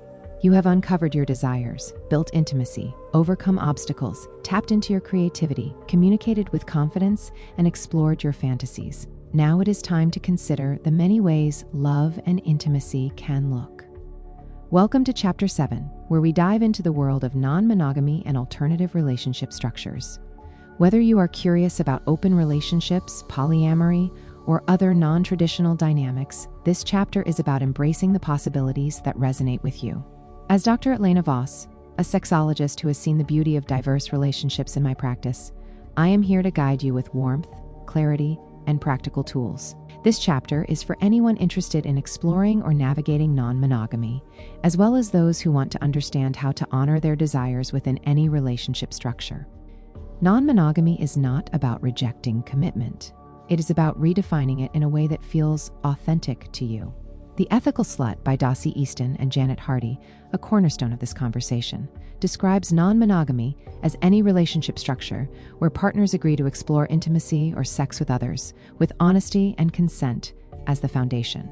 This could mean an open relationship, where you and a primary partner explore other connections, polyamory, where you form multiple loving relationships, or other dynamics, like relationship anarchy, where you prioritize freedom over hierarchy. Even if you are in a monogamous relationship or single, understanding these options can help you clarify what you want. Let us start with why non-monogamy might appeal. For some, it is about variety, as explored in Sex at Dawn by Christopher Ryan and Casilda Jetha, which suggests humans are wired for diverse connections. For others, it is about deepening intimacy through honesty and exploration. I learned this from a client who transitioned from monogamy to an open relationship. She and her partner found that allowing each other freedom to explore actually strengthened their trust and connection. It was not about replacing each other, but about celebrating their individuality. What draws you to the idea of non-monogamy, even if it is just curiosity? Exploring non-monogamy starts with self-reflection. Ask yourself, what do I want from my relationships? Is it emotional connection, sexual variety, or both? Are you drawn to multiple partners or just the freedom to explore? There is no right answer, but clarity is key. Try this exercise, the Relationship Vision Journal. Write down your ideal relationship structure. Maybe it is a primary partner with occasional outside connections, or a web of equal relationships. Describe how it feels, who is involved, and what makes it fulfilling. If you are not sure, write about what you know you do not want. When I did this, I realized I valued emotional depth with one partner, but was curious about playful, casual connections. This helped me clarify my boundaries. What will your vision reveal? If you are considering non-monogamy with a partner, communication is your lifeline. Chapter 5 gave you tools like the desire and boundary map, and they are essential here. The Ethical Slut emphasizes that non-monogamy thrives on transparency. Before opening your relationship, have a candid conversation. Ask, what are we hoping to gain? What are our boundaries? For example, you might agree to share details of other encounters or keep them private. You might set rules about who you explore with or how often. One couple I worked with agreed to a monthly check-in where they discussed their feelings openly, which kept jealousy at bay. What is one rule you would want in a non-monogamous dynamic? Here is a practical tool, the Agreement Blueprint. Sit with your partner or partners and write down your agreements. Include things like how you will communicate about other connections, what is okay and what is not, and how you will handle emotions like jealousy. Be specific. For example, we will tell each other about new partners before anything happens, or we will have a weekly date night to stay connected. Review this blueprint regularly as needs evolve. I have seen this work wonders for couples exploring non-monogamy as it creates a clear foundation. If you are solo, you can use this to clarify your own boundaries before entering new dynamics. Let us talk about jealousy, a common hurdle in non-monogamy. It is normal to feel a pang when your partner connects with someone else. The key is not to suppress it, but to understand it. Esther Perel in Mating in Captivity suggests that jealousy often stems from fear of loss or comparison. When I worked with a client who felt jealous in her open relationship, we explored what the feeling was telling her. She realized it was less about her partner's other connections and more about her fear of not being enough. Try this, the Jealousy Journal. When you feel jealous, write down what triggered it and what it makes you fear. Then ask, what do I need to feel secure? Maybe it is reassurance from your partner or time to nurture yourself. Share this with your partner if you are comfortable. What is one thing you could do to feel grounded when jealousy arises? Another challenge is time management. Non-monogamy often means balancing multiple relationships, which can feel like juggling. Prioritize quality time with each partner. One polyamorous client I worked with used a shared calendar to plan dates, ensuring everyone felt valued. Try this, the connection schedule. Block out time for each partner, including yourself if you are solo. It could be a weekly coffee date, a night for intimacy, or even solo time for self-care. This keeps everyone connected without burnout. How could you structure your time to honor all your relationships? For those in queer or same-sex relationships, non-monogamy can be a way to challenge traditional norms and create a structure that fits your identity. The principles of honesty and consent still apply, but you might face unique challenges, like navigating societal stigma or finding community. Seek out resources like online forums or books like The Ethical Slut to connect with others who share your dynamic.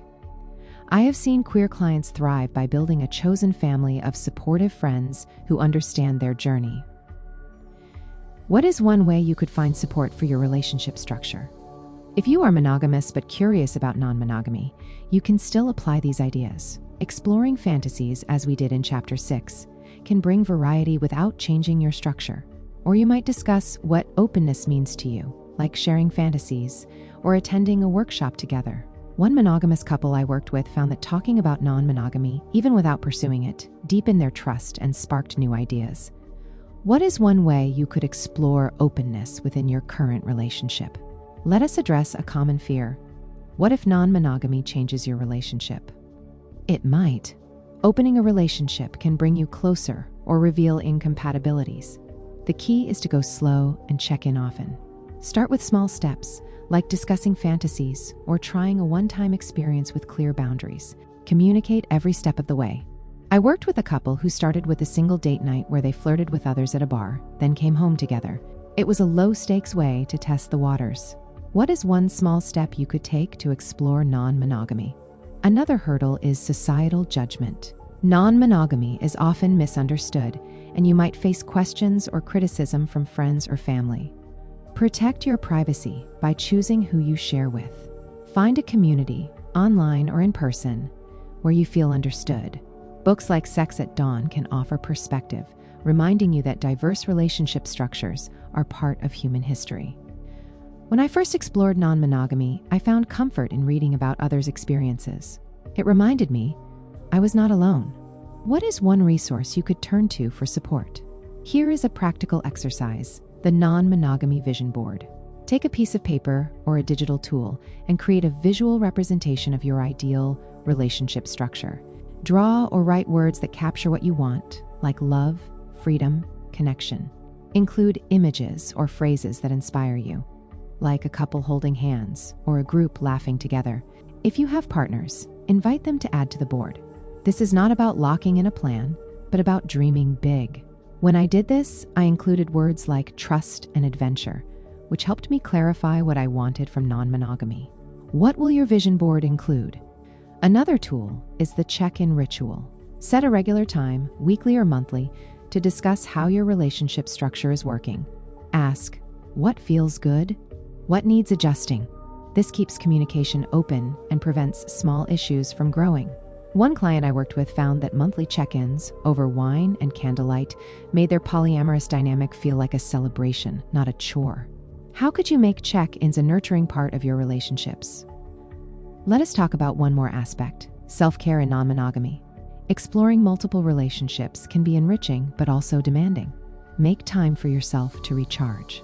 This could mean a solo hobby, meditation, or simply quiet time. Come As You Are by Emily Nagoski reminds us that self-care reduces stress, which keeps your sexual breaks off. I found that regular solo walks helped me stay grounded when navigating multiple connections. What is one self-care practice you could prioritize? This chapter is your invitation to explore relationship structures that align with your desires.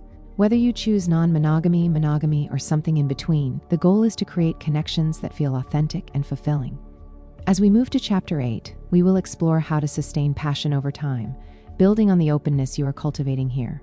For now, celebrate your curiosity and courage to explore. Here is a final exercise to carry with you. This week, reflect on one aspect of non-monogamy or alternative relationships that intrigues you. It could be a conversation with a partner, a journal entry about your vision, or reading a chapter from a book like The Ethical Slut. Notice how it feels to explore this possibility. You are not just navigating relationships, you are awakening your bliss. Chapter 8, Sustaining Passion Over Time. You have explored your desires, built intimacy, overcome obstacles, embraced creativity, communicated boldly, navigated fantasies, and considered diverse relationship structures. Now it is time to talk about keeping the spark alive for the long haul. Welcome to Chapter 8, where we focus on sustaining passion over time, whether you are in a decades-long partnership, a newer connection, or exploring solo. Passion is not just a fleeting flame. It is a fire you can nurture with intention and care. As Dr. Elena Voss, a sexologist who has learned to keep passion thriving through life's ups and downs, I am here to guide you with warmth, wisdom, and practical tools. This chapter is about cultivating a sex life that stays vibrant, no matter how long you have been at it. Passion in long-term relationships often starts with intensity, the thrill of new love, the rush of discovery, the way your heart skips when your partner walks into the room. But over time, familiarity, routine, and life's demands can soften that spark. Esther Perel in Mating in Captivity captures this beautifully, noting that love craves closeness, but desire thrives on a touch of distance. The challenge is to balance comfort and excitement, to be both a safe harbor and a daring adventure. Whether you are monogamous, non-monogamous, or single, sustaining passion is about staying curious, connected, and true to your evolving desires. Let us start with a truth I learned in my own life. In my longest relationship, I hit a point where sex felt like a checkbox, predictable, comfortable, but not thrilling. It was not that we did not love each other. It was that we had stopped surprising each other. We fell into a routine of dinner, TV, bed, repeat. When we finally talked about it, we realized we both missed the playfulness of our early days. That conversation led us to try small changes, like sneaking away for a weekend or leaving flirty notes. Those moments rekindled our fire. Sustaining passion is not about grand gestures. It is about small, intentional acts that keep you connected to your desire. One key to sustaining passion is novelty. The Joy of Sex by Alex Comfort emphasizes that trying new things keeps intimacy fresh. Novelty does not have to mean swinging from chandeliers. It could be as simple as changing the time or place of intimacy, like a morning quickie instead of a late-night routine, or moving to the couch instead of the bedroom. Try this exercise, the Novelty Challenge. For 1 week, do one thing differently in your sex life. Maybe it is a new position, a different room, or a playful prop like a feather. If you are single, try something new in your solo practice, like a new toy or a sensual bath. When I tried this, I suggested to my partner that we kiss for 10 minutes without moving to anything else. It felt like rediscovering each other. What is one small change you could try this week? Another tool is to prioritize connection outside the bedroom. Passion thrives when you feel emotionally close. Emily Nagoski in Come As You Are explains that emotional intimacy releases your sexual brakes, making desire flow more easily. Try this, the daily connection ritual. Each day, spend 5 minutes doing something that makes you feel close to your partner. It could be sharing a coffee while talking about your dreams, holding hands during a walk, or exchanging a long hug. If you are single, create a ritual that connects you to yourself, like journaling about what makes you feel alive. One couple I worked with started a habit of sharing one thing they were grateful for each day, and it deepened their bond in ways that carried into their sex life. What is a ritual you could start? Let us talk about rediscovering desire. Over time, desire can shift from spontaneous, where you feel instantly in the mood, to responsive, where arousal builds from connection. Nagoski's work shows that responsive desire is common, especially in long-term relationships. If you are not feeling the spark right away, that is okay. Create the context for desire to grow. This might mean setting the scene with candles, music, or a warm bath, or starting with non-sexual touch, like a massage. I once worked with a client who thought her low desire meant something was wrong. When she and her partner focused on slow, playful foreplay without pressure, her desire came roaring back. What is one way you could create a context for desire? Communication, as we explored in Chapter 5, is vital for sustaining passion. Keep the conversation about your sex life ongoing. Try this, the passion check-in. Once a month, sit with your partner and ask, what is one thing you love about our sex life? What is one thing you would like to try? Keep it light and curious, not a critique. If you are single, do this as a journal exercise, reflecting on what feels fulfilling and what you want to explore. When I started doing this with a partner, we discovered we both wanted more playfulness, which led to silly, sexy moments that felt like our early days. What is one question you could ask to keep the conversation alive? Another challenge is navigating life's demands, work, kids, aging, or health changes. These can dampen passion, but they do not have to extinguish it. The Ethical Slut offers wisdom here. Prioritize your relationships, even when life gets busy. If you have kids, carve out time for intimacy, like a date night or a quick connection after bedtime. If health issues arise, talk openly with your partner or a doctor. For example, menopause or medications can affect libido, but lubricants, toys, or new approaches can keep pleasure alive. I worked with a couple who navigated her low libido during menopause by focusing on non-penetrative intimacy, like sensual massages, which brought them closer. What is one way you could prioritize passion despite life's demands? Let us address a common hurdle: monotony. Doing the same thing every time can make sex feel like a chore. Break the routine with small surprises. Leave a flirty note, send a playful text, or plan a spontaneous date. One client I worked with surprised her partner with a picnic in their backyard, complete with candles and music. It was not about sex, but the unexpected joy led to a passionate night. If you are single, surprise yourself with a new pleasure practice, like exploring a fantasy from Chapter 6. What is one surprise you could plan this week? Another key is to embrace your evolving selves. You are not the same person you were 5 or 10 years ago, and neither is your partner. Your desires, bodies, and priorities change, and that is a strength, not a flaw. Mating in captivity suggests that seeing your partner with fresh eyes keeps desire alive. Try this, the rediscovery date. Plan a date where you and your partner pretend you are meeting for the first time.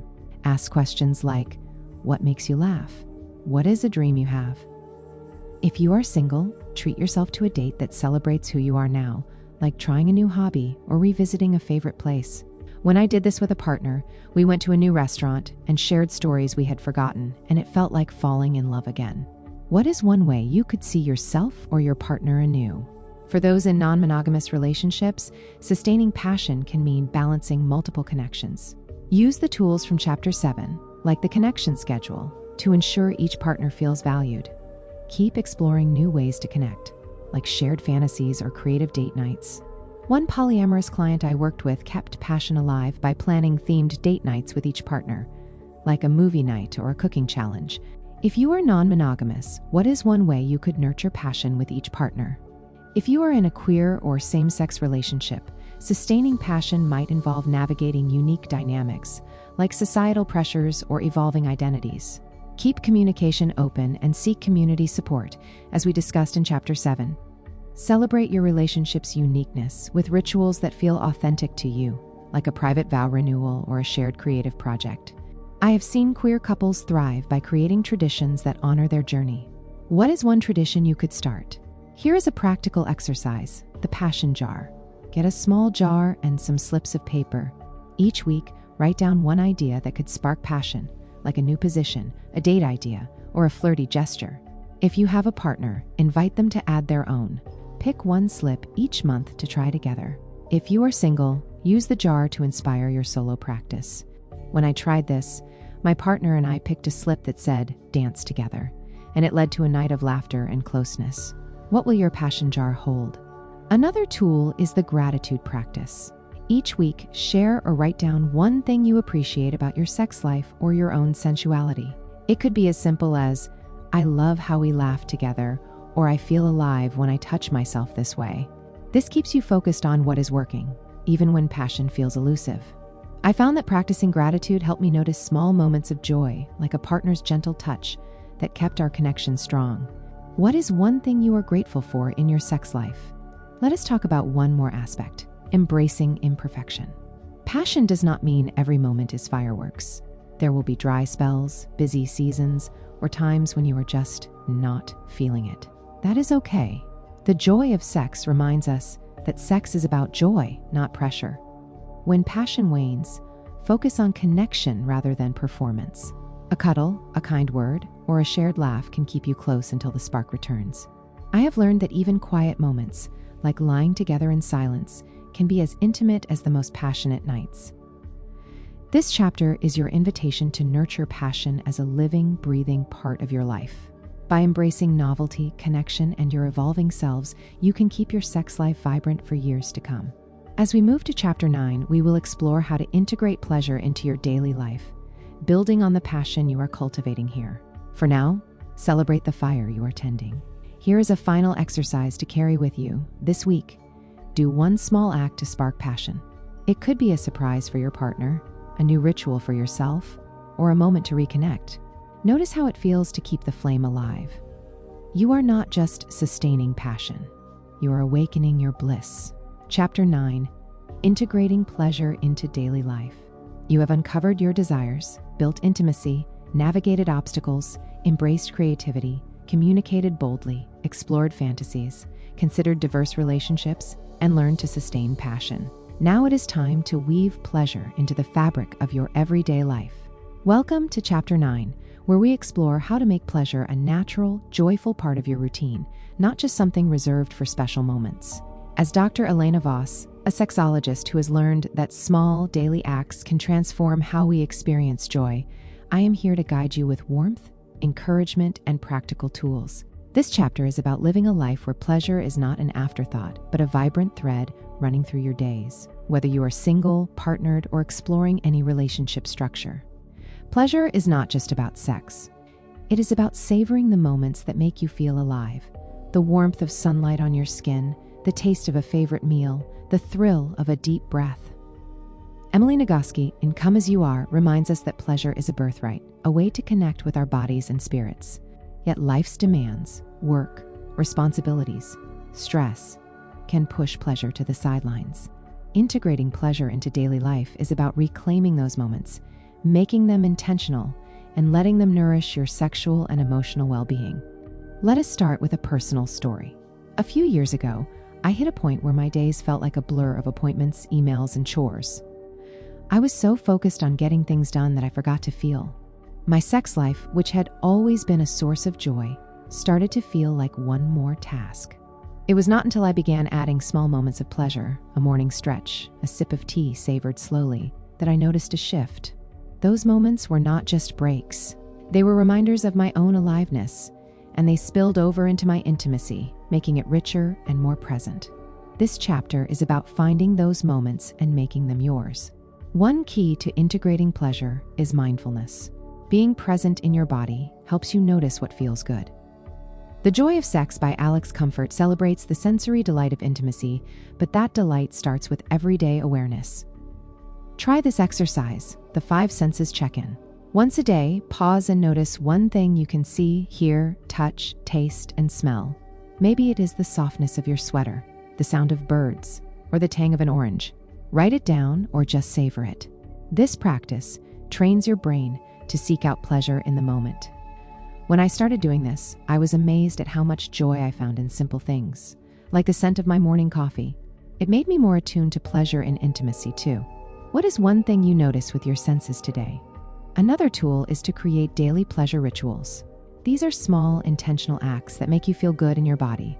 They do not have to be sexual, though they can be. For example, you might take a warm bath with scented oils, dance to a favorite song, or spend 5 minutes stroking your skin with a soft brush. If you are partnered, invite your partner to join in a ritual, like a shared stretch or a moment of eye contact. If you are single, treat these rituals as a gift to yourself. One client I worked with started a nightly ritual of lighting a candle and writing one thing she loved about her day. It became a touchstone that kept her connected to joy, which enhanced her solo pleasure practice. What is one pleasure ritual you could start this week? Let us talk about weaving pleasure into your routine. Life is busy, but pleasure does not have to be time-consuming. Look for ways to sprinkle it into your day. For example, wear clothing that feels sensual against your skin, like silk or soft cotton. Take a moment to stretch or breathe deeply during a work break. Savor a piece of chocolate or a sip of wine with full attention. These small acts build a foundation of pleasure that makes intimacy, whether solo or partnered, feel like a natural extension of your day. I found that wearing a favorite necklace, one that felt elegant and bold, made me carry myself with more confidence, which carried into my sex life. What is one small act of pleasure you could add to your routine? Another way to integrate pleasure is through movement. Your body is a source of joy, and moving it can awaken your senses. This does not mean hours at the gym. It could be a short walk, a yoga flow, or dancing in your kitchen. Movement releases endorphins, which boost mood and desire. Come As You Are emphasizes that physical activity reduces stress, a major brake on arousal. Try this, the Pleasure Movement Challenge. For 1 week, spend 5 minutes a day moving in a way that feels good. Maybe it is swaying to music or stretching with deep breaths. Notice how it affects your energy and sensuality, When I started doing a quick dance break each afternoon, I felt more alive in my body, which made intimacy more inviting. What movement could you try? For those with partners, integrating pleasure means sharing it. Create moments of connection that do not always lead to sex but keep you close. Esther Perel, in Mating in Captivity, suggests that small, playful interactions maintain desire. Try a daily touch ritual, a hug, a hand on the shoulder, or a kiss that lingers a second longer. Or share a pleasure moment, like tasting a new dessert together or watching a sunset. One couple I worked with started a habit of sharing one sensory delight each day, like describing a beautiful flower or a cozy blanket. It kept them attuned to each other's joy, which deepened their intimacy. What is one shared pleasure you could explore with your partner? If you are in a non-monogamous relationship, integrating pleasure can mean balancing multiple connections. Use the tools from Chapter 7, like the connection schedule, to ensure each partner feels included. Create rituals that honor each relationship, like a special coffee date or a shared hobby. One polyamorous client I worked with kept pleasure alive by sending each partner a daily text about something that made her smile, like a funny moment or a beautiful view. It was a small way to stay connected across multiple dynamics. What is one way you could share pleasure with each partner? For those in queer or same-sex relationships, integrating pleasure can be a way to celebrate your identity. Create rituals that feel authentic to your journey, like a shared playlist of songs that uplift you or a private moment to honor your love. Navigating societal pressures can be challenging, so prioritize moments that ground you in joy.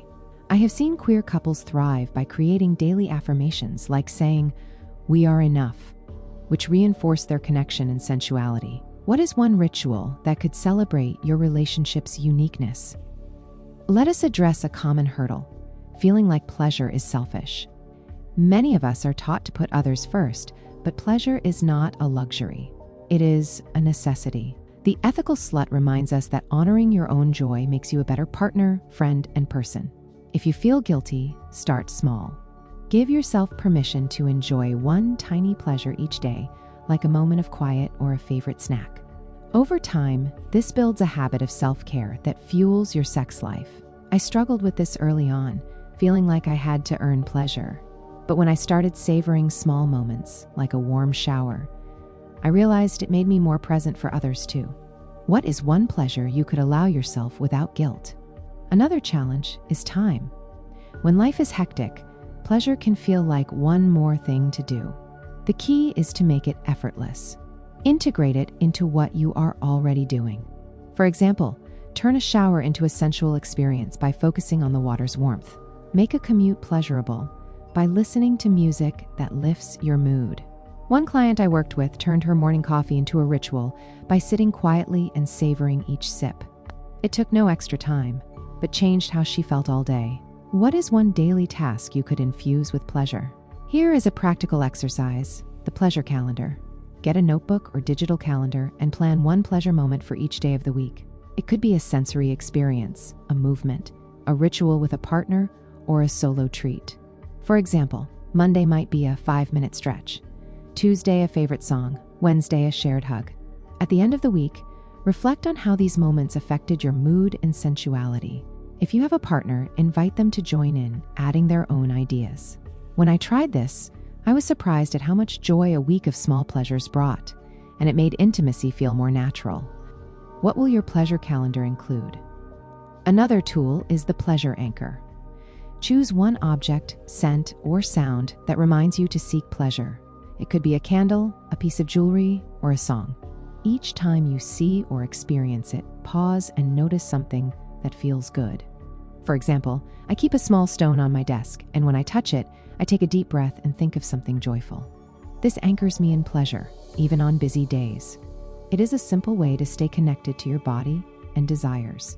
What could your pleasure anchor be? Let us talk about one more aspect, embracing pleasure as a lifelong practice.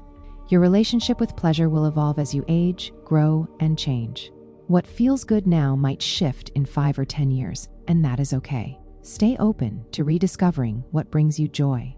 The joy of sex celebrates the idea that pleasure is timeless, whether you are 20 or 80. Keep exploring, communicating, and experimenting, as you have learned throughout this book. I have found that staying curious about pleasure, even through life's changes, keeps me grounded and excited about my sex life. This chapter is your invitation to make pleasure a daily companion, not a rare guest. By weaving mindfulness, rituals, movement, and connection into your routine, you are creating a life where joy and intimacy flourish. As we move to Chapter 10, we will explore how to embrace your sexual journey as a whole, building on the daily pleasure you are cultivating here. For now, celebrate the moments you are claiming for yourself. Here is a final exercise to carry with you. This week, choose one daily pleasure to savor. It could be a sensory moment, a movement, or a ritual with a partner or yourself. Notice how it feels to make pleasure a priority. You are not just living, you are awakening your bliss. Chapter 10. Embracing your sexual journey. You have come so far. You have uncovered your desires, built intimacy, faced obstacles, sparked creativity, communicated boldly, explored fantasies, considered diverse relationships, sustained passion, and woven pleasure into your daily life. Now, as we reach Chapter 10, it is time to step back and embrace your sexual journey as a whole. This is not the end, but a new beginning, a moment to celebrate your growth and look forward with curiosity and joy. As Dr. Elena Voss, a sexologist who has walked this path with my own stumbles and triumphs, I am here to guide you with warmth, reflection, and tools to carry forward. This chapter is about owning your story, honoring your evolution, and stepping into a vibrant sex life that is uniquely yours. Whether you are single, partnered, or exploring any dynamic, your sexual journey is a tapestry woven from every experience, question, and discovery. It is not about reaching a perfect destination, but about savoring the process. Emily Nagoski in Come As You Are reminds us that sexuality is not static. It evolves with you, shaped by your body, relationships, and life's seasons. Whether you are 20 or 80, in love or on your own, your journey is valid and beautiful. This chapter is your invitation to celebrate where you are, reflect on where you have been, and dream about where you are going. Let us start with a moment from my own journey. A decade ago, I thought a vibrant sex life meant always being in the mood, looking a certain way, or having a perfect partner. I chased that ideal until I realized it was not about perfection. It was about authenticity. One evening, after a long day, I sat with a journal and wrote down what made me feel alive. Laughter with a partner, the thrill of trying something new, the quiet joy of my own touch. That moment shifted everything. I stopped chasing someone else's idea of sexy and started embracing my own. This chapter is about helping you do the same, to see your journey as a source of strength and joy. One key to embracing your journey is reflection. Looking back helps you see how far you have come. Try this exercise, the journey timeline. Take a piece of paper or a digital document and draw a line representing your sexual journey. Mark key moments, big or small, like the first time you felt confident in your desires, a conversation that deepened intimacy, or a challenge you overcame. For each moment, write one sentence about what it taught you. For example, I might write, "Sharing a fantasy with my partner taught me the power of vulnerability. When I did this, I was surprised to see how even my struggles, like navigating low libido, shaped my resilience." What moments will your timeline include? Another tool is to celebrate your growth. You have learned so much through this book: how to listen to your body, connect with others, and honor your needs. Take a moment to acknowledge that. Try this, the gratitude letter. Write a letter to yourself, celebrating your journey. You might say, "Dear self, I am proud of you for speaking up about your desires, for trying new things, for being brave." Read it aloud or keep it somewhere special. If you are comfortable, share a piece of it with a partner or friend. When I wrote my letter, I thanked myself for letting go of shame and embracing curiosity. It felt like a gift to my younger self. What will you celebrate in your letter? Let us talk about looking forward. Your sexual journey is ongoing, and the future is full of possibility. What do you want to explore next? Maybe it is deepening intimacy with a partner, trying a new fantasy, or exploring a different relationship structure. The Joy of Sex by Alex Comfort inspires us to keep experimenting, no matter where we are in life. Try this, the vision board. Create a visual representation of your future sex life. Use a piece of paper or a digital tool to draw or write words that capture your dreams, like connection, adventure, joy. Add images or phrases that inspire you, like a couple dancing or a serene beach. If you have a partner, invite them to contribute. This is not about setting rigid goals, but sparking inspiration. When I made my vision board, I included words like freedom and play, which guided me to try new experiences. What will your vision board hold? Another key is to stay open to change. Your desires, body, and relationships will evolve, and that is a strength. Esther Perel, in Mating in Captivity, reminds us that embracing change keeps desire alive. If you are in a long-term relationship, keep rediscovering your partner. If you are single, stay curious about your own growth. If you are non-monogamous, honor the fluidity of your connections. One client I worked with found that her desires shifted after having children. Instead of feeling stuck, she and her partner explored new ways to connect, like quick, playful moments of intimacy. What is one way you could stay open to change in your sex life? Let us address a common challenge: fear of not being enough. Society often tells us we need to be perfect, sexy, always ready to have a fulfilling sex life. But your journey is enough, exactly as it is. The Ethical Slut by Dossie Easton and Janet Hardy celebrates the idea that authenticity, not perfection, is what matters. If you feel inadequate, try this, the affirmation practice. Each day say or write one kind thing about your sexual self. For example, I am worthy of pleasure, or my desires are valid. Over time, this builds confidence. I struggled with this in my 20s, feeling like I had to be someone else to be desirable. Saying, I am enough, helped me embrace my journey. What is one affirmation you could try? Another hurdle is comparing your journey to others. Social media, movies, even friends' stories can make you feel like everyone else has a better sex life. But comparison steals joy. Your journey is yours, and it does not need to look like anyone else's. Try this, the joy filter. When you catch yourself comparing, pause and name one thing you love about your sex life. It could be a moment of connection, a new discovery, or a personal victory. This shifts your focus back to your own path. When I started doing this, I realized how much I loved the laughter in my intimate moments, something no one else's story could define. What is one thing you love about your journey? For those in relationships, embracing your journey means sharing it with your partner. Keep the tools from Chapter 5, like the passion check-in, to stay connected. Celebrate your shared growth, like the moments you overcame obstacles together or tried something new. One couple I worked with marked their journey by creating a memory box, adding notes about special moments like a daring date or a heartfelt talk. If you are non-monogamous, celebrate each relationship's unique path, using tools like the connection schedule from Chapter 7. What is one way you could honor your shared journey with a partner?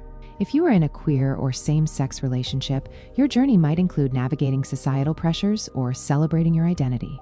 Create rituals that affirm your love, like a private vow or a shared project. I have seen queer couples thrive by writing their own love story, a narrative that honors their unique path. If you are single, embrace your journey as a solo adventure, using tools like the pleasure calendar from Chapter 9 to keep joy alive. What is one way you could celebrate your journey's uniqueness? Here is a practical exercise, the journey compass. Take a piece of paper and draw a circle labeled My Journey. Around it, write 4 directions: past, present, future, and values. For past, note one lesson you have learned, like I learned to communicate my needs. For present, write one thing you love about your sex life now. For future, write one thing you want to explore. For values, write what guides you, like authenticity or connection. This compass helps you navigate your journey with clarity. When I did this, I realized my value of curiosity kept me exploring, even through challenges. What will your compass show? Another tool is the celebration ritual. Plan a moment to honor your journey alone or with a partner. It could be a quiet evening with a journal, a special date, or a small gift to yourself, like a piece of jewelry or a book. For example, I celebrated a milestone in my journey by buying a candle that symbolized my growth, lighting it whenever I needed a reminder of my path. If you are partnered, create a shared ritual, like writing a letter to your future selves about your hopes. What is one way you could celebrate your journey? Let us talk about one more aspect: sharing your wisdom. Your journey is not just for you. It can inspire others. This does not mean shouting your story from the rooftops, unless you want to. It could be as simple as sharing a tip with a friend, like how a pleasure ritual changed your day, or supporting a partner's exploration. The Ethical Slut emphasizes that community strengthens our journeys. I have found that talking openly with trusted friends about my growth, even in small ways, creates a ripple effect of courage. What is one piece of wisdom you could share? This chapter is your invitation to embrace your sexual journey with pride and curiosity. You are not just living a sex life. You are crafting a story of joy, resilience, and discovery. As you close this book, know that your journey continues, full of possibilities. Carry these tools, reflections, and practices with you, and let them guide you toward a vibrant, fulfilling life. Here is a final exercise to carry with you. This week, choose one moment to honor your journey. It could be writing in your journal, sharing a reflection with a partner, or doing a small act that feels joyful. Notice how it feels to own your story. You are not just embracing your journey. You are awakening your bliss. End word, a beginning, not an end. As we reach the final pages of this book, I want to pause and honor the journey you have taken. You have walked through 10 chapters, each one a step toward a vibrant sex life filled with joy, connection, and authenticity. From uncovering your desires to building intimacy, overcoming obstacles, sparking creativity, communicating boldly, exploring fantasies, navigating diverse relationships, sustaining passion, integrating pleasure, and embracing your journey, you have shown courage and curiosity. But this is not the end. It is a beginning, a launching point for a life where pleasure is your companion and your sexual journey is a source of strength. My hope is that you close this book feeling empowered, not because you have all the answers, but because you know how to ask the questions. What do I want? What feels good? How can I connect more deeply with myself and others? These questions, inspired by the wisdom of books like Come As You Are by Emily Nagoski and Mating in Captivity by Esther Perel, are your compass. They will guide you through every season of life, whether you are single, partnered, or exploring any dynamic. Your journey is yours to shape, and it is beautiful in its uniqueness. Conclusion: carrying your bliss forward. This book began with a simple idea. Pleasure is your birthright. Over these pages, we have explored how to claim that right, not just in the bedroom, but in every moment of your life. You have learned to listen to your body, share your desires, face challenges with grace, and celebrate your evolving self. Now, as you step forward, I want to leave you with 3 final thoughts to carry with you. First, stay curious. Your desires will change, your relationships will grow, and your body will surprise you. Embrace that evolution with the same openness you brought to these chapters. Try new things, revisit old ones, and keep asking what brings you joy. The Joy of Sex by Alex Comfort reminds us that curiosity keeps intimacy alive, and I have seen this in my own life, from trying playful experiments to rediscovering quiet moments of connection. Second, be kind to yourself. There will be days when pleasure feels easy and days when it feels distant. That is okay. You are not failing. You are human. Use the tools from this book, like the pleasure pause or the gratitude letter, to reconnect with yourself. When I faced a period of low desire, I learned that small acts of self-compassion, like a warm bath or a kind word to myself, brought me back to my bliss. Third, share your light. Your journey is not just for you. It can inspire others, whether through a conversation with a partner, a supportive word to a friend, or simply living with confidence. The Ethical Slut by Dossie Easton and Janet Hardy taught me that community strengthens our paths, and I have found that sharing my story, even in small ways, creates a ripple effect of courage. You have that power too. As you move forward, know that you are not alone. Your journey is part of a larger tapestry of women and people everywhere who are claiming their pleasure, rewriting their stories, and awakening their bliss. Carry this book's tools, exercises, and reflections with you, and let them remind you that you are worthy of joy, connection, and a vibrant sex life. Thank you note, with gratitude. Writing this book has been a labor of love, and it would not be complete without thanking those who made it possible. First, to you, the reader, thank you for trusting me with your journey. Your courage to pick up this book, to turn its pages, and to explore your desires is a gift. I have poured my heart into these words, drawing from my own experiences, my clients' stories, and the wisdom of those who came before me. Your willingness to engage means more than I can express. To my clients, past and present, thank you for sharing your stories.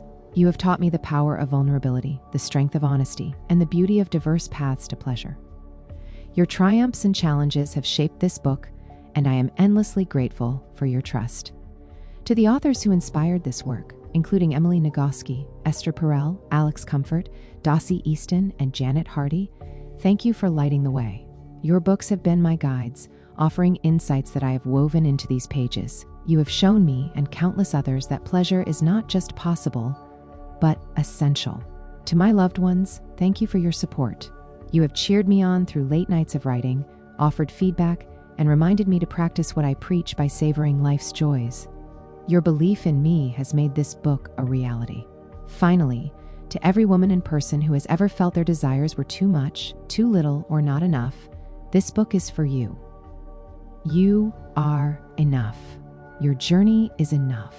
Your bliss is waiting, and I am honored to have been a part of awakening it. As you close these pages, I invite you to take one final step. Right now, place your hand on your heart, take a deep breath, and say to yourself, I am worthy of pleasure. Let that truth sink in. Then go forth, live boldly, love fiercely, and awaken your bliss every day. With all my gratitude and love, Dr. Elena Voss.